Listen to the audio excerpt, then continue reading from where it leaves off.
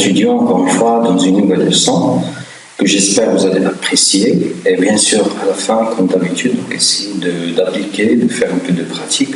Donc c'est l'essentiel du cours. Donc ça va être plus ou moins bref, un cours très très important à suivre. Ne quittez pas. Donc, مرحبا بكم chers étudiants maintenant. Donc, اليوم إن شاء الله نختموا la suite du cours architecture des ordinateurs. Et on va parler un peu de la partie qui concerne les commandes et surtout la gestion des fichiers. C'est-à-dire comment on peut créer un fichier en utilisant juste la ligne de commande. Comment on peut le déplacer, le copier par exemple au sein d'un disque dur ou d'une clé USB ou d'un réseau informatique. Alors la première des choses, comme vous savez, c'est d'ouvrir la fenêtre exécuter. C'est là en fait qu'on va appeler la ligne de commande. Sinon, depuis le menu démarrer, vous pouvez taper directement CMD. Alors moi je vous conseille d'accéder en utilisant le mode administrateur. Ça veut dire que vous devez avoir ce mode-là pour attaquer toutes les commandes et toutes les possibilités. Donc je clique. Voilà, je confirme. Très bien.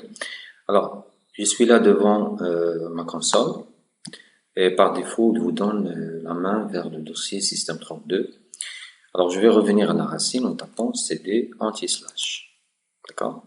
Comme ça, voilà, je me retrouve à la racine du lecteur C qui est le disque dur principal de ma machine. Bien. Alors, je fais rapidement un rappel. Donc, pour afficher le contenu du lecteur, le contenu qu'est-ce qu'il contient comme fichier ou dossier. Donc, il y a la commande directory, abrégée en dir, et comme ça, je peux voir, avoir une vue depuis le C2 point sur les différents dossiers, donc directory, et bien sûr, 0 fichier qui s'affiche à la racine. Bien sûr, je peux atteindre un dossier en tapant change directory, donc cd, change directory, espace, suivi du nom. Par exemple, je veux entrer dans le dossier XAMPP, donc je fais XAMPP, je veux entrer à ce dossier-là, 2P.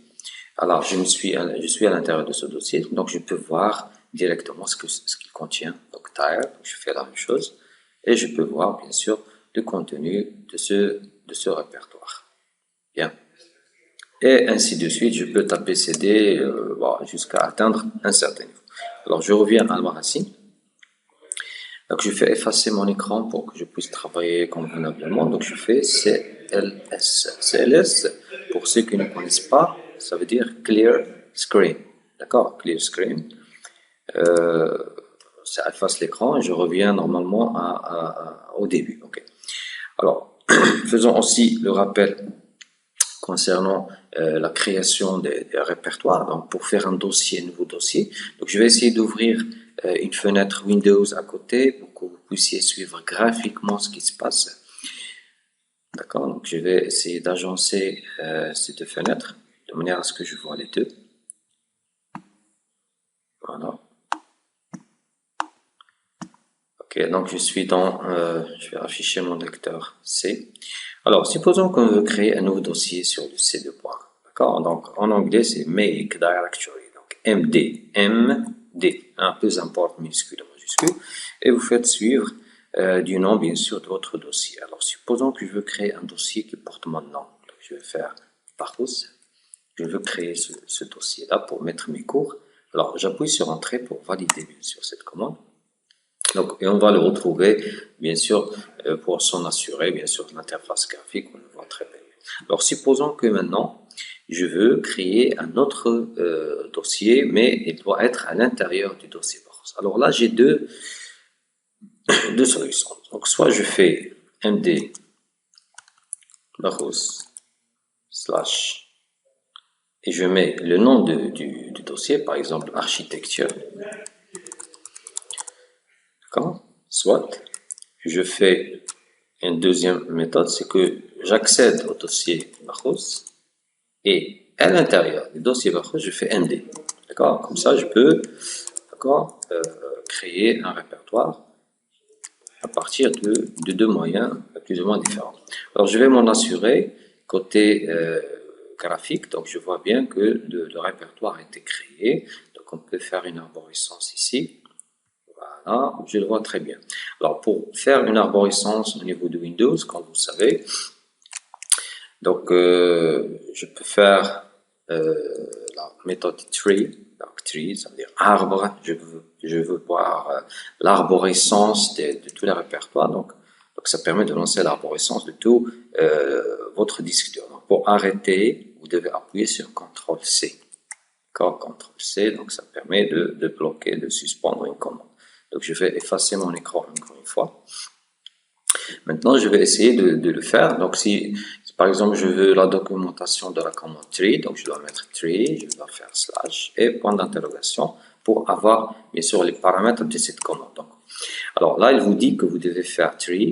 Vous pouvez la suivre du lecteur ou chemin que vous voulez afficher bien sûr son contenu.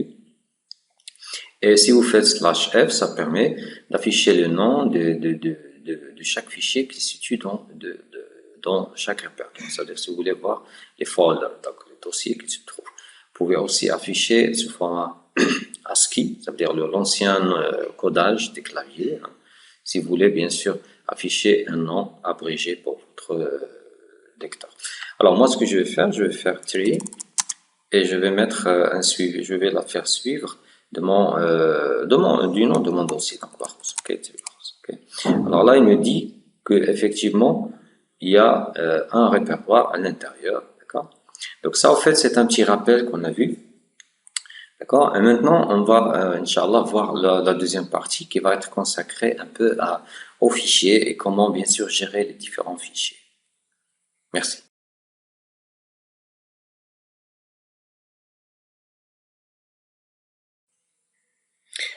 Bien. Alors, maintenant, ce qu'on va voir, c'est la gestion des fichiers au sein d'une console. Et comme rappel, parce qu'il y en a qui vont dire, ah bon, à quoi ça va servir la console, la CMD, si on a Windows et la partie graphique qui est plus simple normalement à utiliser. Je dis oui, c'est vrai, sauf que dans le monde d'administration, bien sûr d'administration informatique et des systèmes informatiques, alors on est censé savoir ces commandes-là au cas où il y a un échec du lancement du système d'exploitation. Par exemple, Windows a été attaqué par un virus, ou là il y a eu une mauvaise manipulation, suppression accidentelle de fichiers. Sinon, vous avez installé un truc, un logiciel qui ne convient pas, donc votre machine risque de ne plus démarrer. Alors dans ce cas, la seule possibilité, c'est d'insérer le CD d'installation ou la clé USB, sinon vous accédez à votre ordinateur en mode sans échec ou en ligne de commande, à partir du boot. Alors là, vous n'avez pas le choix, vous devez, dans certains cas, utiliser cette ligne de commande. Donc ça, c'est la première utilisation, c'est-à-dire dans le cas où le système crash. Okay. Donc une autre utilisation qu'on peut faire des lignes de commande, c'est que on a la main libre pour atteindre la plupart des ressources, la plupart des commandes du système. En un seul emplacement, on peut appeler n'importe quelle commande ici et accéder à n'importe quel fichier, quelle ressource, que ce soit en local ou en réseau, sans restriction. Plus ou moins, si vous avez juste l'accès. Par contre, sur Windows, vous devez normalement avoir une application installée qui permet de faire cela. Donc ça va venir, je vais vous expliquer ça en détail un peu plus loin.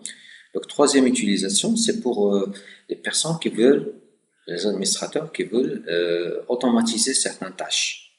Par exemple, je veux faire une sauvegarde, je veux déplacer des fichiers, je veux faire une recherche, je veux par exemple dupliquer des répertoires. Donc dans ce cas-là, vaut mieux utiliser des tâches automatiques. Donc, pour faire cela, vous devez écrire un script, d'accord, bien sûr avec les lignes de commande. C'est plus ou moins en rapport avec la programmation parce qu'il y a des structures de conditions, il y a des boucles, il y a des appels, des calls, des débuts et des fins. Donc, c'est un peu de la programmation. Donc, vous devez normalement apprendre ce genre de commandes parce que ça fait énormément la distinction entre un utilisateur normal et un professionnel en informatique. Alors, nous allons continuer notre présentation.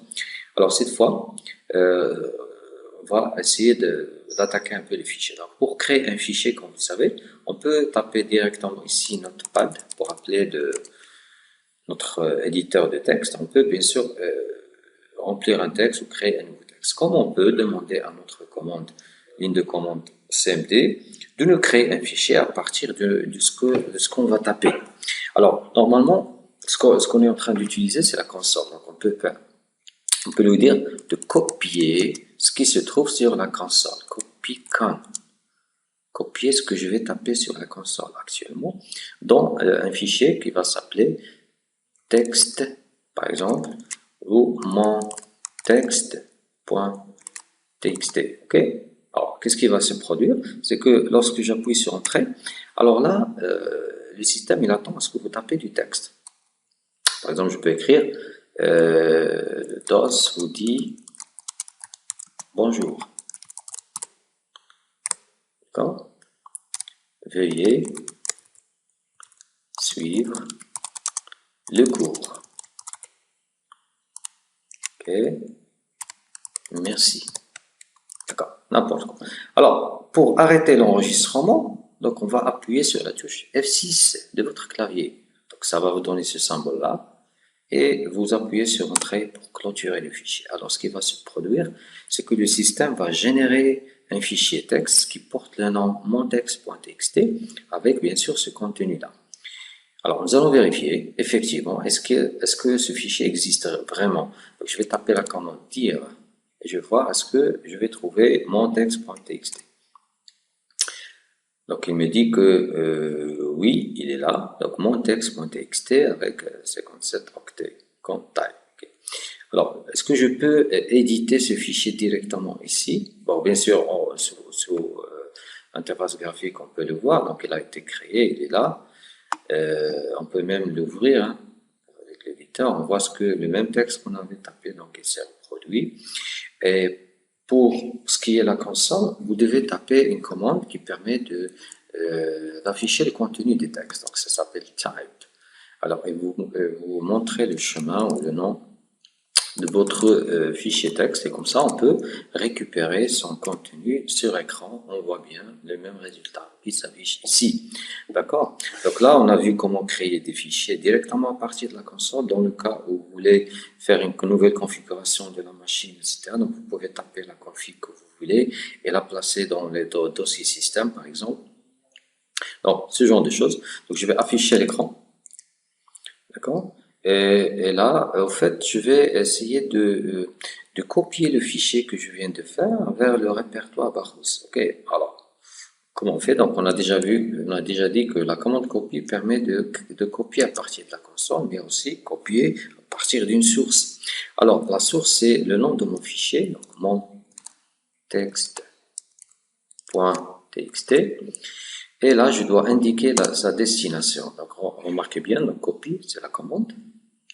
Espace, suivi du nom de fichier, la source, le fichier que vous voulez copier, et espace, et vous mettez la destination, vers où vous voulez copier ce fichier. Alors, je vais mettre c2.anti/, le dossier Bacchus, / et le dossier, je vais voir, je me rappelle plus, hein, architecture, voilà, vers le dossier architecture. Ok, donc vérifiez bien que c'est correct. Alors je fais Entrée. Alors il me dit que effectivement mon fichier a été copié. Donc depuis la source vers cette destination. Alors je vais vérifier. Oui, effectivement il est là. Donc c'est une simple copie, c'est pas un déplacement. Donc on voit bien que la source est toujours là et la copie a été bien déplacée ou plutôt copiée. Alors je vais essayer de vérifier ça avec la ligne de commande. Donc je dois faire cd. Hein. Donc, est-ce qu'on peut faire directement architecture? Voilà. Donc, je peux faire dire et je vois bien sûr mon texte, il est là et la même taille est représentée. Alors, ce qui se passe, c'est que souvent dans ce genre de manipulation, on doit bien sûr faire attention à la syntaxe. Donc, c'est un travail de clavier. La souris n'a rien à voir ici. Donc, type. Donc, je vais encore une fois, voir le contenu de mon fichier. Et voilà, d'accord, le fichier a été créé. Donc, ce qu'on a vu, c'est bien sûr un petit rappel concernant les dossiers, la gestion des dossiers, les répertoires, la création, etc.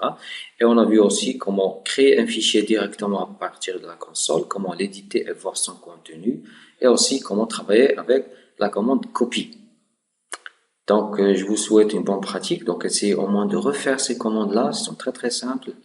Donc, ça aide beaucoup. Hein, ça aide beaucoup des gens. Donc, beaucoup de personnes d'entreprise ne savent pas manipuler le DOS. Et des fois, c'est le seul recours pour sauver des situations difficiles. Merci bien.